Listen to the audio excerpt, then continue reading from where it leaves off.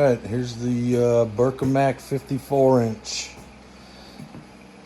Put it on a Kodiak 450 Yamaha. The Honda, 22 horsepower. I put the battery on instead of running it to the battery on the machine. A couple other things that I did that weren't in the instructions. This light mounted here on the front. They wanted me to drill a hole in the instructions on the top here. But I took this bolt out here and just slid it in there and tightened it back up. And then the chains that hook to the four-wheeler, these are the ones that came with it. This hook kept slipping out on me. I've used this one time.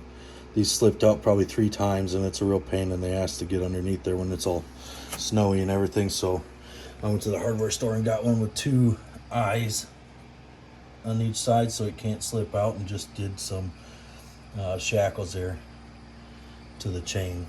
So now it won't slip out and I can tighten it pretty good. Hopefully that does the trick. Just want to mention too, I got a winch off of Amazon with a synthetic rope. Probably not the best choice. It's already getting chewed up a little bit. So I'll probably end up switching it back to a cable, because I have a feeling that thing's gonna break. But yep, it was quite the job putting it all together. But it's going, and it runs. It definitely does a good job. So I'm happy with it so far. We got about, I don't know, 8-9 inches of snow the day after I got it put together, so that was nice. Perfect timing.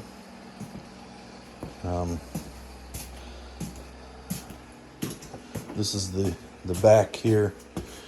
One thing that I've noticed in the videos online of installing these was that nobody really explained the hardware, and the instructions on Bercomac's manual are not very clear either. But this here is a pin. This is a pin. This is a bolt. I kind of got confused with the hardware and ended up moving some bolts and stuff around and got it figured out, but it was a little bit frustrating not being able to pick exactly what hardware that I needed. Going back and forth, it's just a pain in the ass, just wasting time. So just thought I'd explain that a little bit. And these pins here that go through the push tube, you definitely have to round the end off to get it through. The tolerances are very tight, and the tube doesn't align exactly right. So if you round that end off just a little bit with like a grinder or something, it slips right through. I think I just had to tap it a little bit with a hammer. That's about it. But yep, so far happy with it. Like I said, I just used it one time for maybe about 30 minutes, but it ran good. And one thing that did happen though, I was running the motor. I started the motor up and it died. Started it back up and it died. I thought, what the heck is going on? Got pretty frustrated, pretty mad.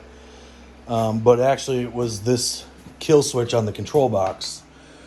The vibration from the four-wheeler running and the snowblower running actually tripped the kill switch.